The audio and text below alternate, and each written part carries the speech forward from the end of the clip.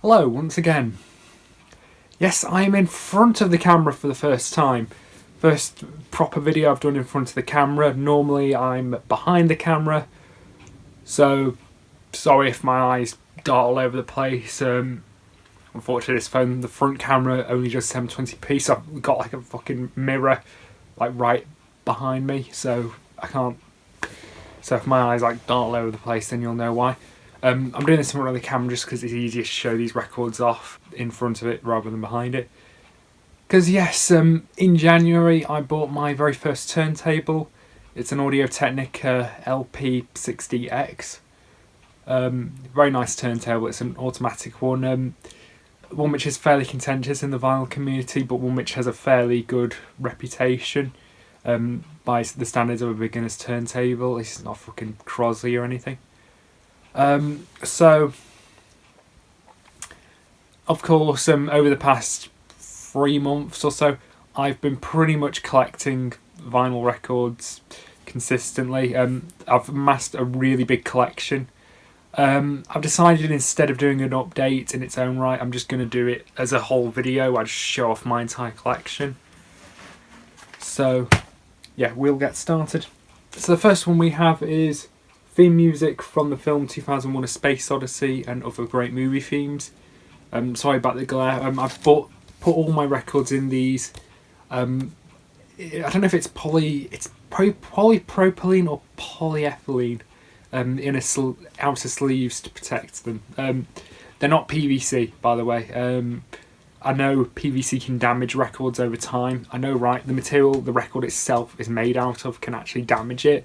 Because of a chemical compound in PVC. But yeah, this was actually the first record I ever bought, and this is not the copy I bought at the time. This is actually a new copy. My other one, side 2 was not in too bad a condition, but side 1 has a lot of scratches, like very, very deep scratches throughout the whole thing. Yeah, the seller had strategically only shown side 2, not side 1, so yeah. But instead I bought a new copy from Discogs. This one was graded as near mint, and they didn't lie. It's in excellent shape. Is your standard minute sleep. I'm not going to show all the records just because it's a bit fiddly. But yeah, here's the record itself. I keep them in these high density polypropylene or polyethylene sleeves. To protect them from damage. But yeah, this one's in really nice condition. There's not a scratch on it or anything.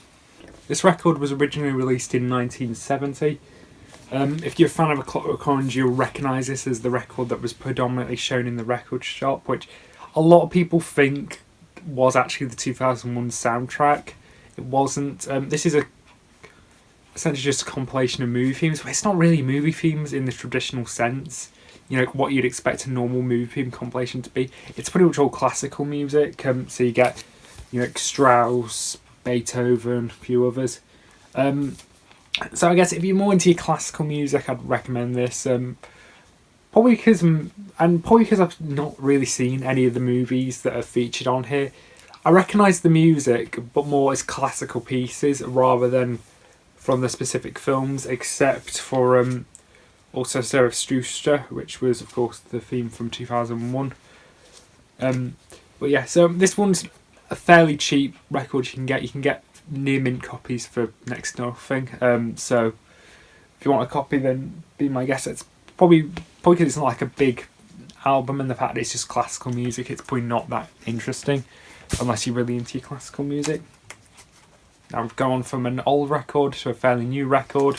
This is John Shuttleworth, The Pummie Stone and Other Rock Songs. Very good album, which you might, as you'd expect from John Shuttleworth. I'm a big fan of John Shuttleworth. I got this when I went to see him live last year.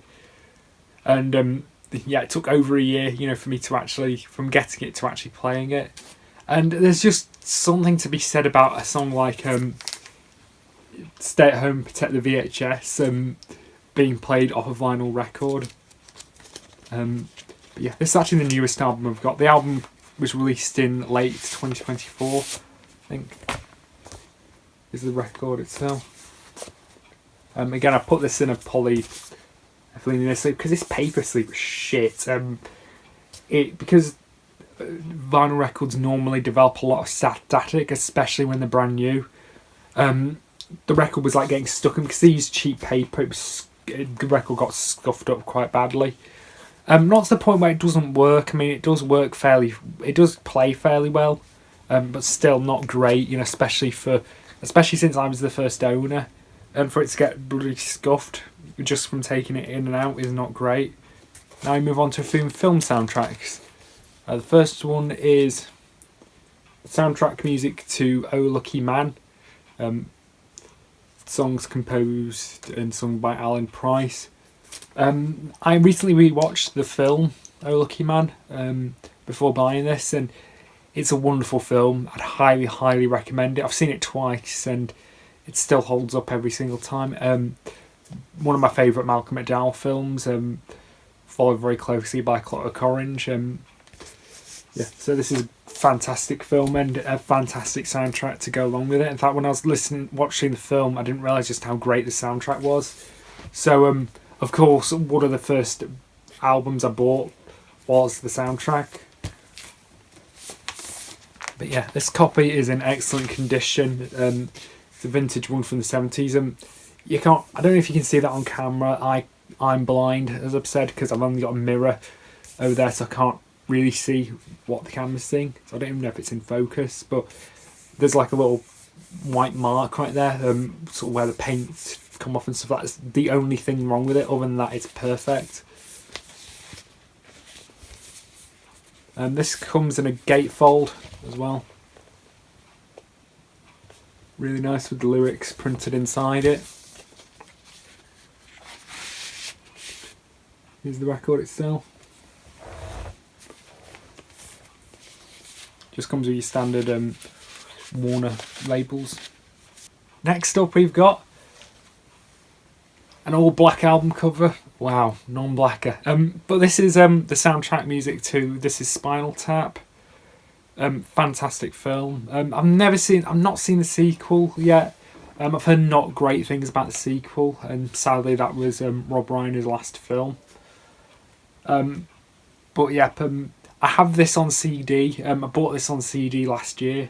The 2000 reissue on CD.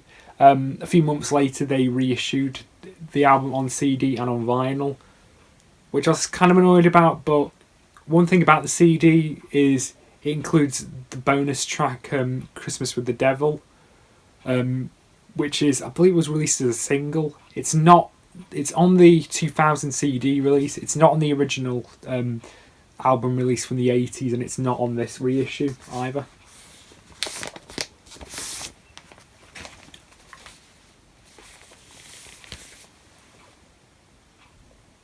I do wish they'd gone like the whole hog and didn't have like text printed on the spine or the back. I just, because kind of the whole joke in the film is it's supposed to be like completely black, but obviously I guess they had to put something on there to tell you what it is. Like Oh Lucky Man, this is also a gatefold with a write-up on the inside and some various album covers. Your review of Shark Sandwich was merely a 2-word review. It just said shit sandwich. This was actually the hype sticker that came on the shrink wrap. This just has the name of the album and the barcode on it and so on. So I've kept that. And anyway, here's the inside. There's the lyrics on the back and there's the picture on the front. Absolutely adore this album. Yeah, if you don't know who Spinal Tap are, they were sort of a comedy band. They were originally from a sketch show, and then they got their own mockumentary film called This Is Spinal Tap. It's American actors playing British rock stars, and the songs are brilliant. They're so laughably stock, but they are awesome at the same time. Next soundtrack is the soundtrack music to the film Labyrinth. As I mentioned in my previous video, I went to see this in the cinema when they re-released it, and of course I had to pick up the soundtrack album. Brilliant album again, as you'd expect from David Bowie.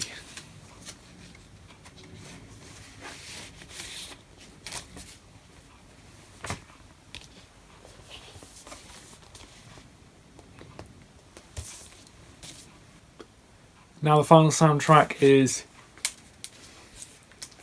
the music from the TV show Twin Peaks. Great show. I need to watch it again at some point. But I just I wasn't planning to buy this when I was in HMV, but I just figured I might as well, to get it up to the 3 for £66 thing. But yeah, very good album, great album.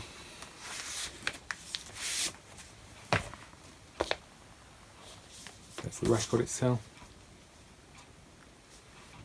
Now we move on to a bunch of albums from a specific group, and these are all Queen albums. I'm a fan of Queen, and when I started collecting vinyl records, I knew the first thing to do was collect all their studio albums. So this is all 15 of their studio albums. I don't have any of the compilation albums yet, or any of the live albums, or any of the singles. I don't think I'm going to bother getting those, but this is all their studio albums. So we start off with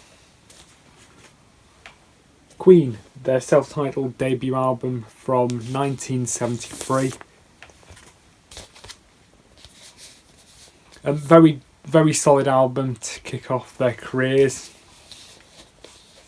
Queen was actually formed in 1970, but they didn't get their first album out until 73. Very good album. Very, very raw. This feels very raw for Queen. You can definitely feel a lot of the hard rock, sort of almost heavy metal sort of influences in a lot of the songs on here. And one of the more interesting things, which they also expanded on in Queen 2 as well, is the more fantasy themed sort of songs, which I believe bands like Led Zeppelin were doing at the time. But yeah, this is not their best album, but definitely a very good album nonetheless. Here's the back. Really love the back.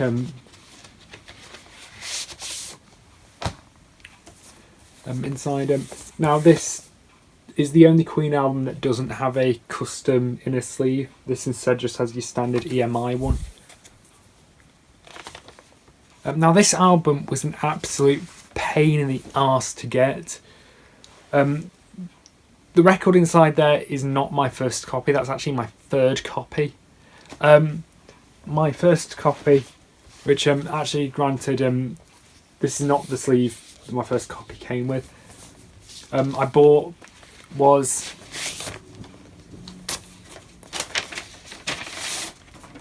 this. This is actually this is my first copy. This is I know I'm manhandling it and so on, but I don't care because it doesn't work. This one had an issue. This is actually the original Kip cut, where it says Kip Huggy Poo Kissy. I don't know if you probably can't see that on the run out groove etched into it. So this is one of the first pressings from 1973. Unfortunately, it doesn't work. It got stuck in repeat on the song Modern Times Rock and Roll. So it was just Roger Taylor singing the old bops missing just on loop. So it was, and I mean, I tried fixing it, but I couldn't get it to work. So eventually I just sort of gave up, and I actually requested a partial refund because I wanted to keep the sleeve, because the sleeve is in excellent condition. In fact, that's the sleeve I'm using on my main copy. So I managed to get a partial refund on that. Rolling a week later, I bought another copy of the same album, and it's the same cut. It's the same original Kip cut. Has the exact same problem. It even repeats on the exact same spot. So I sent that back. I did say it was. I've come to the conclusion it's some sort of manufacturing defect, but I couldn't really find out much about it. But instead, I ended up buying this copy right here. Now this copy is actually a slightly later printing, but this is my main copy. Now this was actually a Blair's cut, where it says Blair's Rules on one side and Blair's on the other side. This is a slightly later printing from either very late for my point saying no later than 1975, but it's still within my range because it's still vintage. It still has the old tan and orange EMI label as per the first pressing, and this record does work. It works perfectly. There's no repeats or anything, no skips, maybe the odd pop on side one, but it plays perfectly fine, and I'm definitely impressed, especially for a record that's this old. So I've always said, like, if you want to copy this album, unless you're a collector, go for Blair's. Now this is still an original sort of issue of the album. It's not. They remastered it fairly recently, and for some reason they auto-tuned Freddie Mercury, which, come on, why auto-tune Freddie Mercury? Freddie Mercury could fucking sing, alright? I mean, the only reason why you'd auto-tune somebody is if they can't sing, but that's not Freddie Mercury, so I don't know why they did that. Yeah, I've heard the remaster of this was fucking awful, and they, for some reason, retitled it to Queen 1. I'm never going to call this Queen 1, I'm always just going to call it Queen. But yeah, this is an original release. All of these, bar the last two, are either original releases or very, very early repressings from, I don't know, within about a year of their original release. Next one is Queen 2, released in 1974. My copy is actually the 1975 reissue. It's probably not going to focus, but under the crest it says copyright Queen 1975, so this is the 75 repress. But still, I mean, it's still vintage. It still has the old tan and orange EMI label from the time, and it's in excellent condition. The sleeves are in excellent condition, so is the record itself. Really, really good album. Definitely feels the most like a successor to the first Queen album. It definitely sort of takes sort of what works with the first album and sort of updated it. There's loads of really good songs on here. March of the Black Queen is one of my favourites, and so is... I actually really like 70s Awry, which 70s Awry was one of their first hits. 70s Awry is also on Queen 1, but it's a cut down version of it, where it's just a bit of the instrumentals, an early draft of it. The full song is actually on Queen 2. But anyway, on the inside, you have the gatefold. I kind of love but also hate this type of gatefold where it doesn't open this way, it opens that way, which unfortunately is a bit of a pain in the arse if you've got this on a shelf, because when you got it on a shelf you have to, the artwork's on its side because that's where the title is.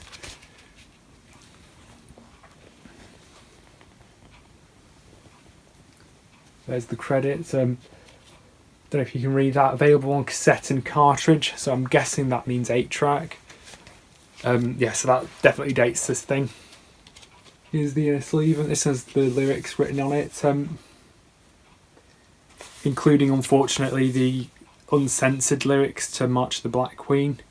Because in the original lyrics, Freddie Mercury does say the N-word. And I believe I believe at the time it was in reference to brown sugar, because brown sugar used to be called Little N-word Sugar.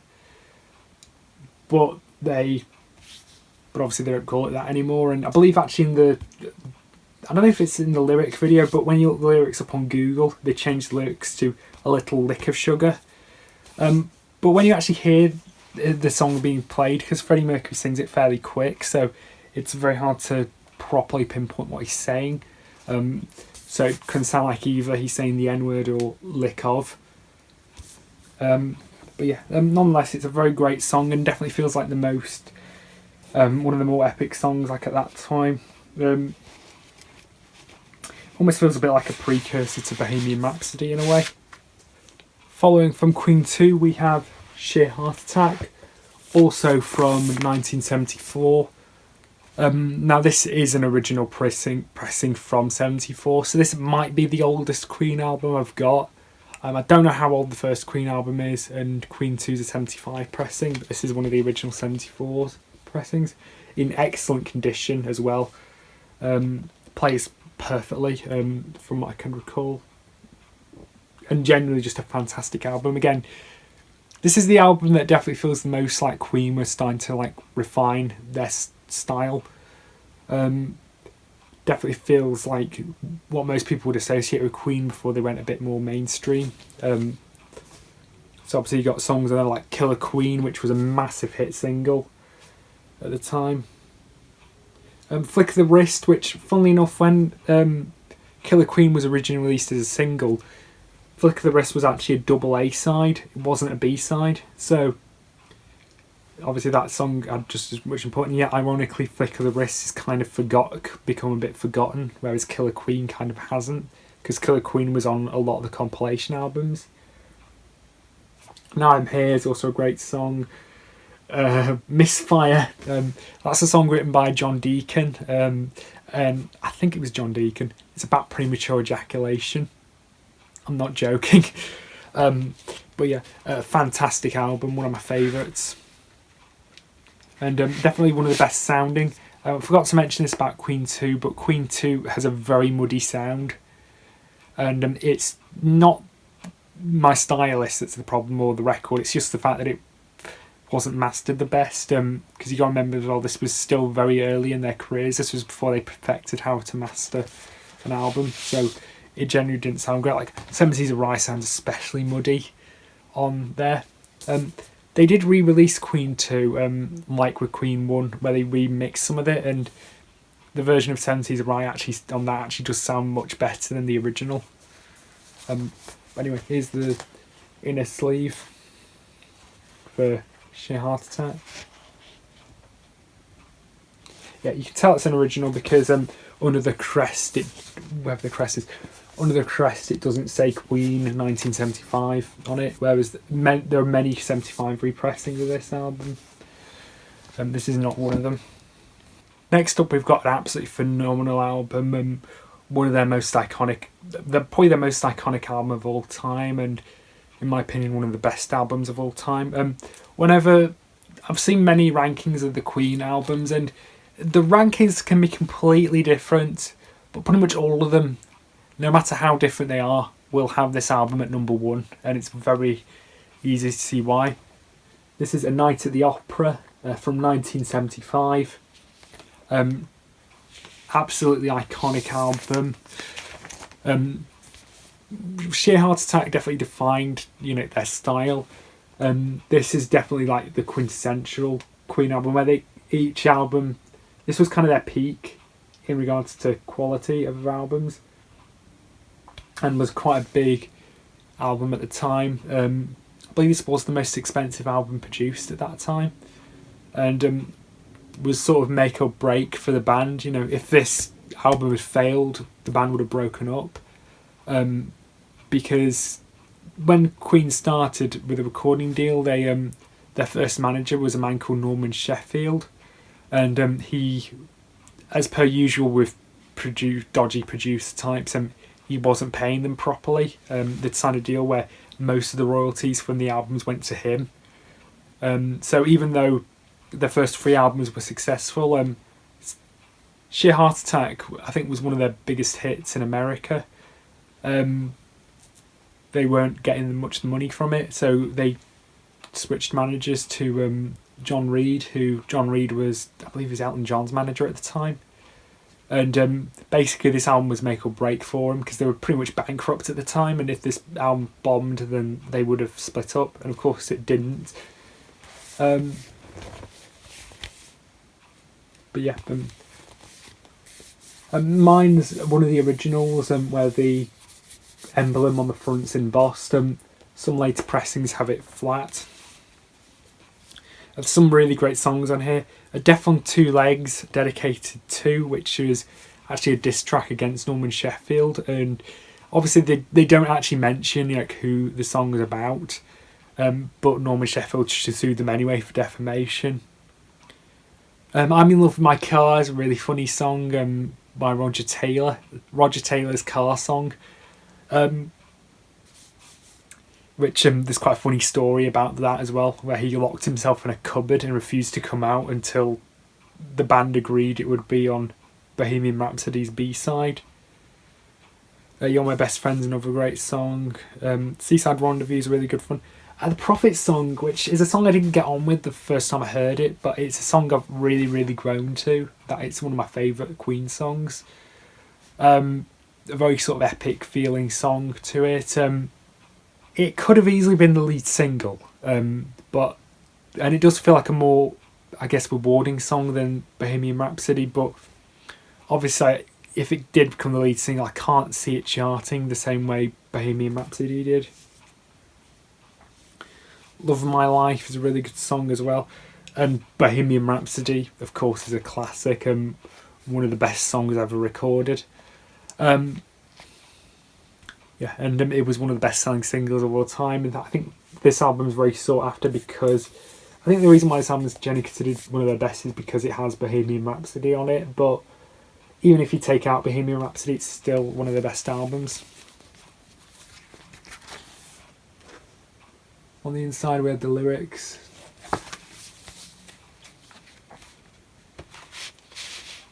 And here we have the inner sleeve. What I've done with all my... as I mentioned earlier, I put all these in polyethylene sleeves. This was the first one I did it on. Because the inner sleeve is made out of this really like tough, rough card, and unfortunately that scratches the record up quite a bit.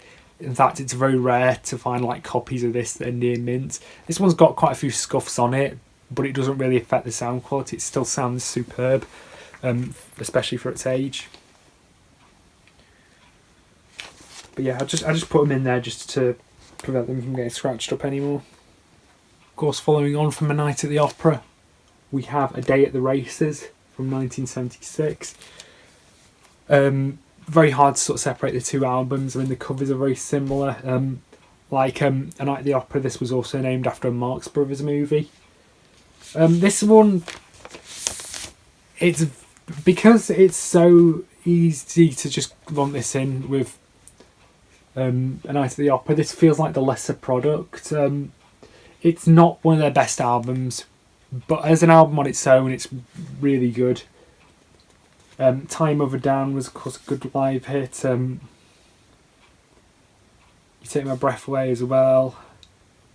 Somebody to Love and Good Old Fashioned Lover Boy, they were on many compilation albums. But yeah, it's a very good album. Not their strongest, but definitely a very good one nonetheless. There's the inside.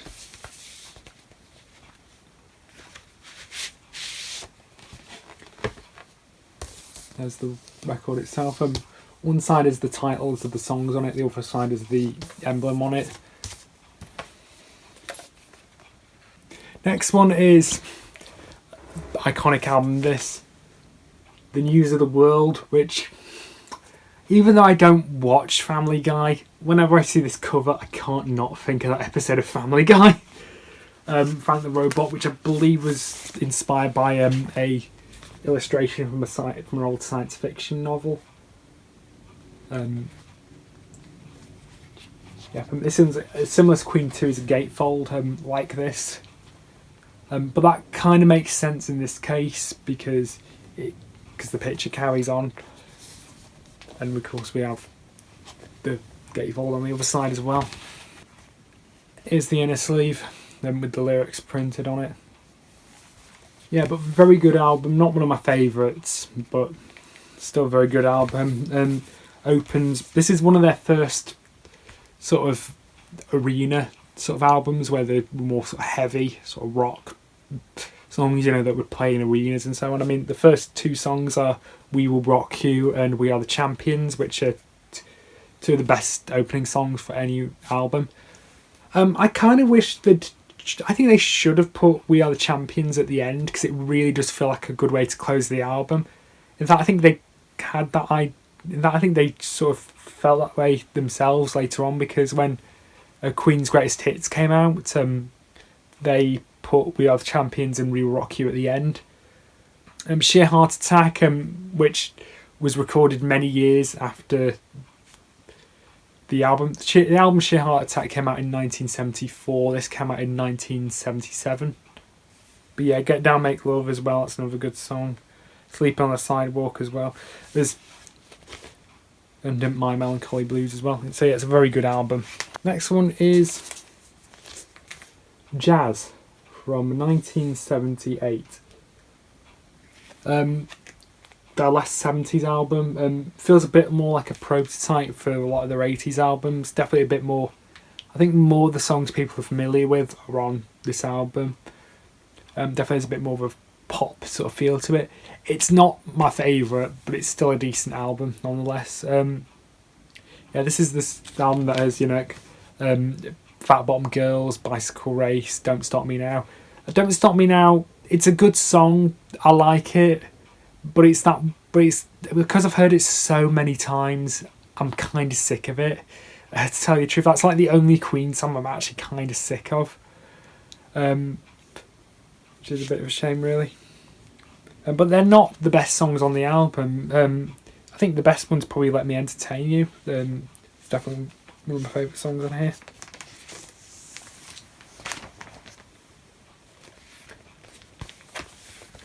But yeah, it's the other side. My copy's got the embossed Jazz thing, so it's an original printing from 1978. Now we have a nice gatefold.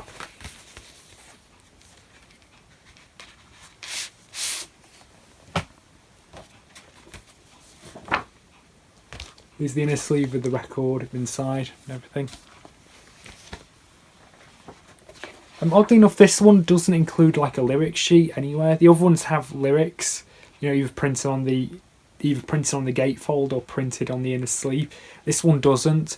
I believe there are some copies that actually have a poster with them that actually have the lyrics on them, but my copy doesn't have that poster with it. But it does have this poster with it. I'm not going to open it on YouTube because it's a bunch of naked women on bicycles and there's a lot of nudity on it, and obviously YouTube are very funny about that, so I'm not going to open this. You can look it up for yourself if you want, but I'm not going to open it because I don't want to risk this channel. But yeah, very rare to find a copy of the original poster. Most of these have the posters missing. I think this is the most I spent on a single album. But I just wanted a complete copy of the poster. But yeah, that was Jazz. The next album is The Game, released in 1980, and their first 80s album. This one has got a really nice cover. I really like it with the silver stuff. Unfortunately, this is a cover that does not age well. My copy's got a fair bit of ring wear. I don't know if you can see that well. I don't know if it's coming from camera, but there is quite a bit of ring wear on it, and where some of the silver sort of come off it. It's very rare to find a copy of this in like really good condition. This is probably the best condition copy I was able to find. I've seen a few of original pressings where the cover looks perfect. I get the feeling it's just one of those things where unless you had it since day one and you stored it like absolutely perfectly and I know kept the record somewhere else, it would survive. But I think this is just general wear, but it's still in good condition. You can still read even though you probably can't read the back or anything, I can, and it's still in good condition. This is Jazz felt like a prototype for a lot of their 80s albums. This definitely feels the most like an 80s album. Play the Game is, of course, a very good song. Another one, Bites the Dust. That's a great song done by John Deacon. Crazy Little Thing Called Love. Don't Try Suicide is a very, very weird song. The first time I heard it, I thought it was hilarious. I don't find it quite as funny now. But it's a weird song because it's a really, really upbeat song about a really, really serious subject matter. It's so weird. Sail Away Sweet Sister is a very nice song about song done by Freddie Mercury about the sister he never had. Save Me as well is of course another good song. Here's the inner sleeve with the lyrics on the back. Also from 1980, Flash Gordon. This This is actually the film soundtrack done by Queen. Very good film as well, really, really fun film. Now, a lot of people debate whether or not this is part of Queen's discography because it's not really like an album in the traditional sense, rather it's a film soundtrack. So you kind of have to go into it with different expectations than what you expect. And this one's probably the most cheapest one you can get, like in good condition. Most other ones, the 70s ones tend to have a lot of value to them, especially if they're in good condition. This one's fairly cheap as per standard with a lot of their 80s albums. But yeah, so this is mostly just instrumentals. It's not that the only two sort of proper songs on here are Flash's theme and The Hero. The Flash's theme is of course an iconic song, great song. This, interestingly enough, is the album version of that song. The single version, which was also included on the Greatest Hits albums, actually has lines from the film in it. In this one, the lines from the film are not in this particular version of the song. It's the same version of the song that's actually sung in the film, but they do have film lines dotted throughout the whole thing, which is really, really interesting. I guess this is more for people who are into your film soundtracks rather than like your standard rock albums. And I tell like, if you're more into music and you want to collect not all Queen albums but some of them, maybe you could skip this one. But again, it's just a good album. Here's the back. Here's the inner sleeve. There's the front. Next one is a fairly contentious album. This is Hot Space from 1982, which is considered by many to be Queen's worst album or one of their weakest albums. Do I think it is? Yes. When you judge it compared to all the other albums, this is easily their weakest album. But is it a bad album? No, not at all. It's actually a really fun little album. They were trying to do sort of like more dance or disco influenced stylings, which Queen hadn't really done before, and it doesn't really quite work. Because this came out in 1982, like the disco scene was long gone by then. But as an album, it's actually really good fun. It's a really fun little listen. It's probably not an album I'm going to ever listen to again for as long as I live, but it's still a nice little album. And I don't know, if you can find this for really cheap, pick it up, but don't spend too much on it. Staying Power is a really fun song. Body Language, that's a really funny song considering what it's about. And I believe the music video for that was banned from MTV for like very, very, very understandable reasons.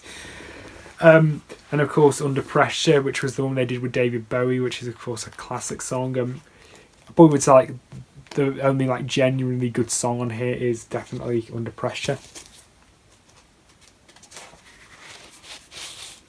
Here's the inner sleeve with the lyrics.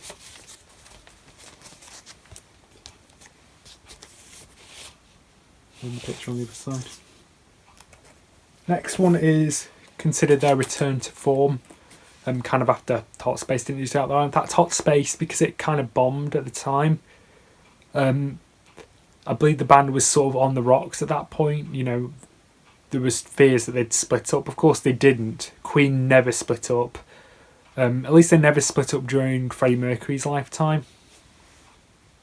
But yeah, this is a return to form for them. This is The Works from 1984. A much more successful album than Hot Space. It's far from their best, but definitely a good album in its own right. I don't know, I just kind of prefer like a lot more of their hard sort of rock feel of their 70s albums. Their 80s ones, they're good, but they feel more like compilation albums rather than like complete packages. This is sort of that point where they were getting a bit more mainstream, I guess. You know, a bit more pop, more radio-friendly star songs. But it's still a good album nonetheless. This, of course, includes the two massive hits, Radio Gaga and I Want to Break Free, which I think most people know the music video for I Want to Break Free was banned from MTV. It was the one where the band were in drag.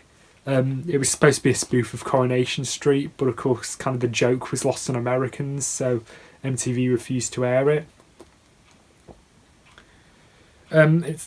It's a Hard Life's another really good song as well. So is Man on the Prowl. Machines or Back to Humans, Hammer to Fall, Is This the World We Created? There's a lot of good songs on here. It's not the best album, but it's definitely a very good one. Inside, we have just the lyrics and the credits. This is actually the first pressing. Most copies of this have rounded edges. If you've got a rounder edged one, it's a reprint. Has the square edges, so it's one of the originals from I believe it came out in February '84, but I could be wrong. Then we move on to Kind of Magic from 1986. This was sort of inspired by the soundtrack to the film Highlander, which of course Queen contributed some songs to. I'm not that keen on Highlander, to tell you the truth, as a film. I've seen it a few times. It's a film I love the third act, but I was kind of bored by the first and second. But yeah, and this is one of their weakest albums in my opinion. This one definitely feels the most like a compilation album, and all the songs kind of feel a bit cheesy in a lot of cases. But there's still some really good songs on here. Kind of Magic's really good song. Pain So Close to Pleasure as well. Apprentice of the Universe. Who Wants to Live Forever as well. It's one of my all-time favourite Queen songs. And Don't Lose Your Head, despite just how shit the lyrics are. It's actually a really cool, sort of catchy little song. And also I really like the artwork. Sorry about the glares, but this one's laminated, so... And for some reason this one's a gatefold. None of the other 80s albums are gatefolds. This is the only one that is.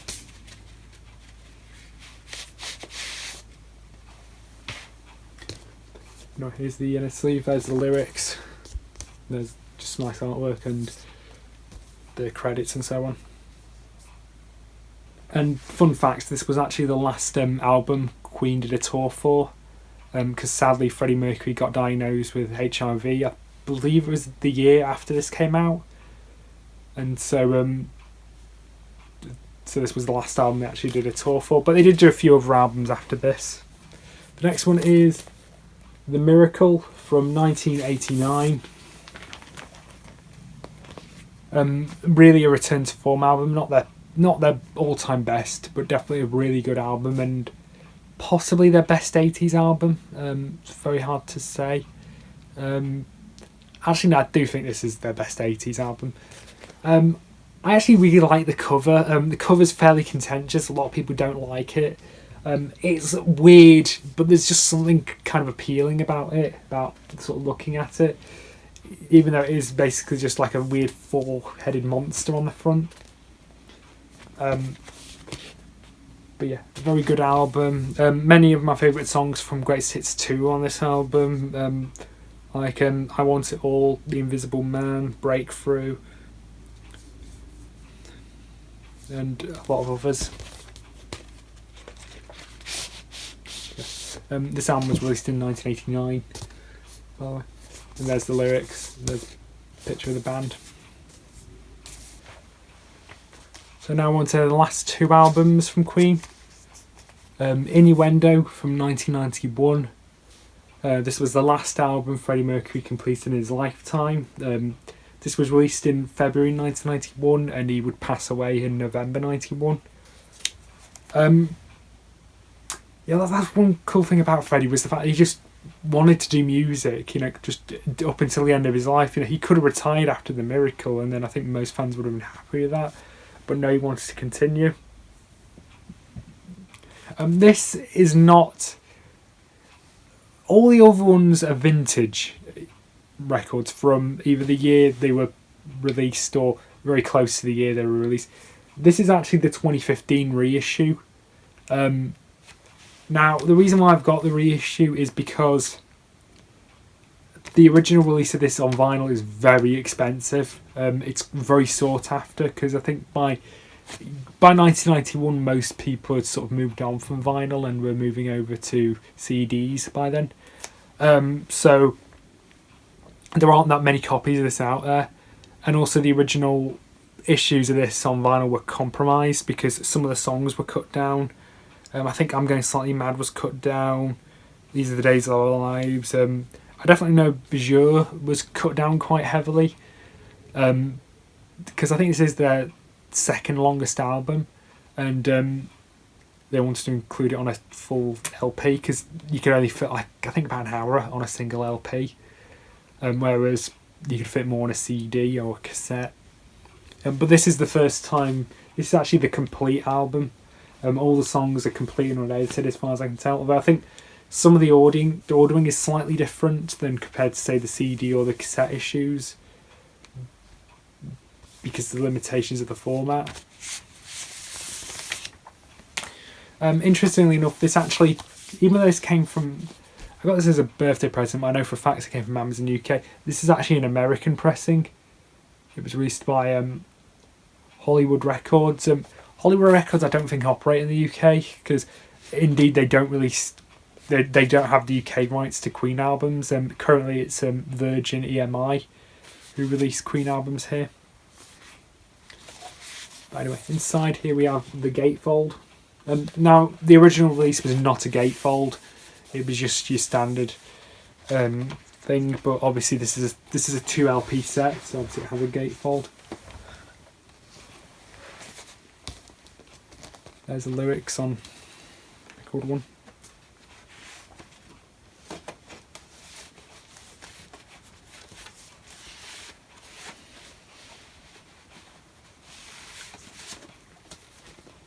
Here's record 2. This is actually my second favourite Queen album after Night at the Opera. Very, very good album. Very, very much a return to form for Queen. Innuendo is a fantastic song, and so is I'm Going Slightly Mad. Headlong as well. Delilah, which is a song a lot of people don't like, but I really dug it. It was a song about, it was a tribute song to Freddie's cat, which is really, really sweet. And Show Must Go On is, of course, a fantastic song. If only Freddie Mercury had lived long enough, we could have gotten more albums like this, from Queen in the 90s. But sadly, of course, that didn't really happen. Original releases, usually the cheapest I've seen them go for on average is like £40, but that's £40 in just alright condition, not £40 in perfect condition like with the other ones. I might one day get an original, maybe out of curiosity, but because it's incomplete, I'm not sure if it's really worth getting an original. There is a lot of contention with this album about the mastering. A lot of people say, like, on reviews and stuff, like, it doesn't sound great, whatever.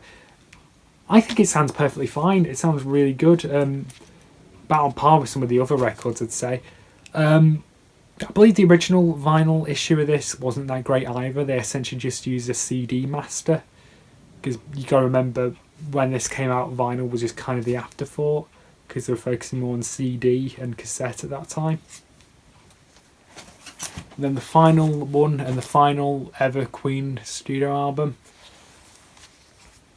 Made in Heaven, released in 1995. I did actually listen to this album before. I listened to it on cassette about a decade ago. And so it's very weird, to finally listen to it again on vinyl. This, Innuendo is not the original issue of this. This is actually the current vinyl issue you can get. Now this one's original releases of this are a lot more expensive than Innuendo. On average they go for about £100. £100 in any condition. The cover can be torn, the record can be smashed, the posters can be missing, whatever. They'd still want £100 for it. So obviously there's no way in hell I'm getting an original. And also Innuendo, the original vinyl issue is also incomplete. But yeah, this was released in 1995, so this came out about 4 years after Freddie Mercury's death. And what this is essentially is, it's sort of it was sort of what Freddie Mercury had recorded at that point before he would pass away, and so the rest of his bandmates chipped in to finish the songs off. There's some songs which were featured on Mr. Bad Guy, which was Freddie Mercury's only solo album, which was Freddie Mercury's solo album. It sort of feels, when you view it as an album on its own, it feels the most like a compilation, because it's essentially just like a Lost Tapes album. But it is genuinely a good album and a really, really nice tribute to Freddie Mercury, and probably feels the most genuine sort of thing to come out of Queen post Mercury. It doesn't feel like a cash in or as a way to like stroke Brian May or Roger Taylor's ego. It feels the most like a genuine tribute to their former bandmate, and John Deacon was involved with this as well. Here's the inside gatefold, which is the same picture. I think the original release of this also had the same gatefold.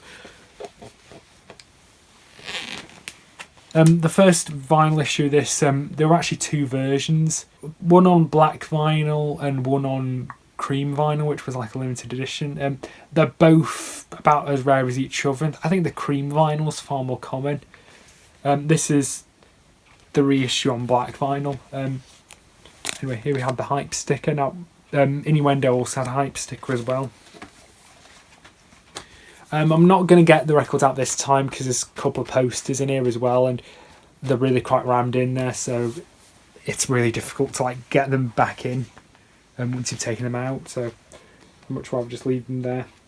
But yeah, there's a couple of really good songs on here. It's Beautiful Days, a very nice song. So is Made in Heaven. I Was Born to Love You as well. Heaven for Everyone, Too Much Love Will Kill You, A Winter's Tale as well.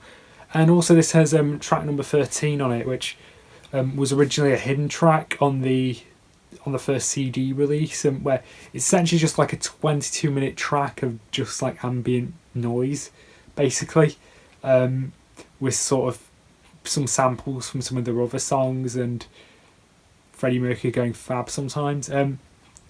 Now, it was not on the cassette issue of the album or the first vinyl release, and that the first vinyl release actually had on the run out groove, instead of just having a normal run out groove, it just said Freddie Mercury going fab, but it was just he'd sing fab on a loop forever until you took the needle off. Obviously it wouldn't work on, if I had an original, it wouldn't work on my turntable because my turntable is an automatic, so when it reaches the end it lifts the stylus off automatically and returns it to its resting spot. So it only really works if you've got a manual turntable. But this album is complete, and yeah, it's a great album. By the way, as another aside, I've not seen Bohemian Rhapsody, that film they did, on the account that I've heard it's crap from people whose opinions I actually trust and who actually know about Queen history, because it gets so much wrong, it actually kind of borders on being insulting. So yeah, I'm not that interested. Maybe I'll watch it out of more curiosity, but don't count on it. Now I move on to some oddball records, which these are ones that came with many of my Queen records. Sometimes when you buy a record second hand, sometimes the seller will include like a bonus record, kind of as padding, I guess. First one is the Beach Boys' Greatest Hits. This is one I'm actually going to keep. I've not played it yet, so I don't know if it works. But yeah, very interesting chap, Brian Wilson, who's the lead singer of the band. I definitely would recommend the film Love and Mercy, which was the biopic about him. Really need to listen to more Beach Boys stuff. But yeah, this is a fairly early sort of compilation, just sort of like a cheap thing.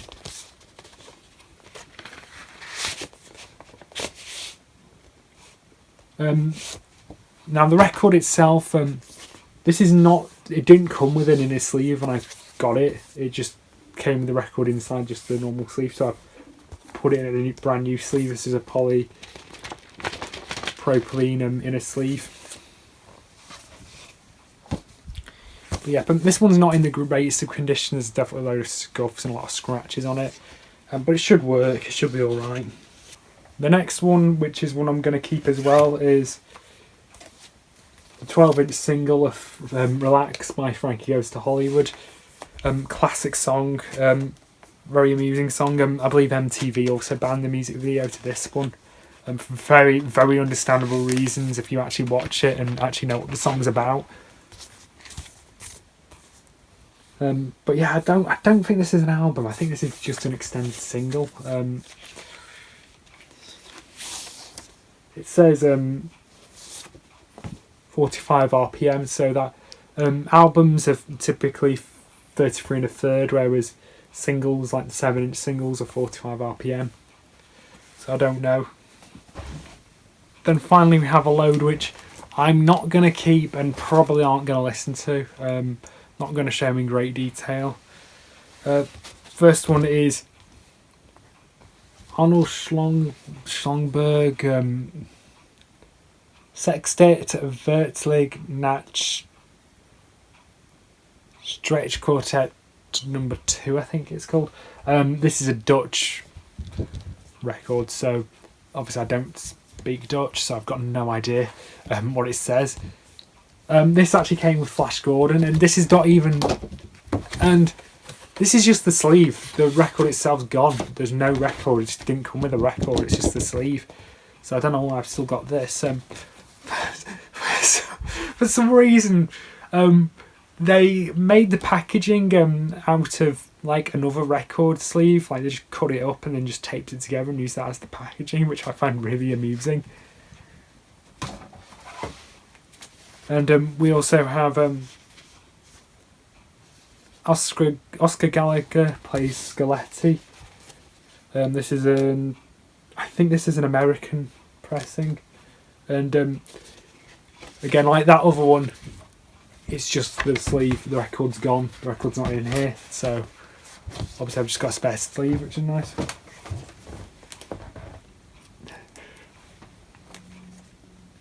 And then these last 4 actually have records in them.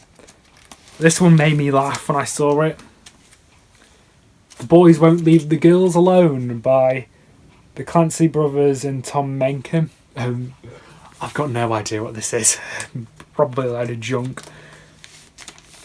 This is one from the 60s, I think. Yeah, it's not in the best condition. The record itself is in a pretty... This inner sleeve's pretty beat up. And the record itself's quite badly scratched, so I don't think this will work, but you know, whatever. But what amused me is this is an advert for other CBS records and the inner sleeve, and this cracked me up when I saw this on the inside. Marty Robbins, Gunfire to Ballads. That's the album the song Big Iron came from, which I think if you don't know, Big Iron became a meme a few years ago. And it's like one of the few memes I actually find really funny, when people just take the song and re-edit it. But when I first saw that, I just died laughing. You know, like after not having thought about Big Iron for literal years, when I saw that, I just lost it. Another one is The 7 Ages of Akar. Don't know what this is again. Lonsdowne Jazz Series. I've got no idea what this is. We're never going to listen to this. And this one, like the Beach Boys and Stone, didn't come with an inner sleeve. I just provided my own inner sleeve. You can tell by the fact that it's not yellowed. It's proper bright white as it should be usually. If it's yellowed, then that means it's vintage. But yeah, I don't know what this album is, and I'm probably never going to listen to it. Final 2, these are some real schlock. Rockstars Volume 1, featuring likes of The Move, T-Rex, Joe Cocker, and a few others. This is more than likely just... This was released by Pickwick. Pickwick are very notorious for doing like albums which were just cover versions of popular songs at the time. Cheap, nasty shit. So this is possibly just covers version of these songs. These are probably not the original recordings of many of these songs, so I'm probably never going to listen to this.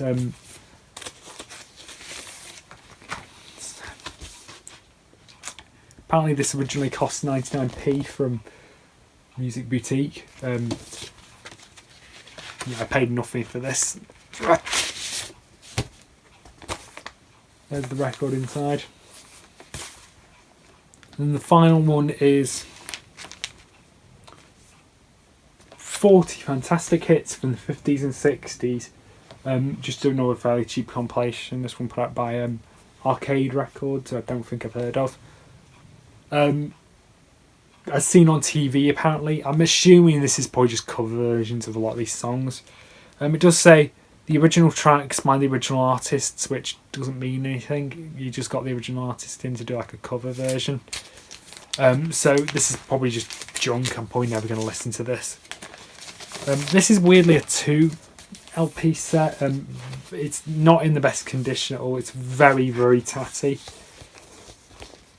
Don't know if you can see that, but it's been taped up and so on. And the original in his sleeves, originally had inner sleeves, but I can't get them out. The original in his sleeves had like split and were torn and whatever. The records aren't in the best condition either, but they might still work. I'm not sure. I got this with News of the World, and when I opened this, I saw the corner of this and I thought, oh god, don't tell me this sleeve's bloody tatty. And no, it isn't. Fortunately, the News of the World's fine.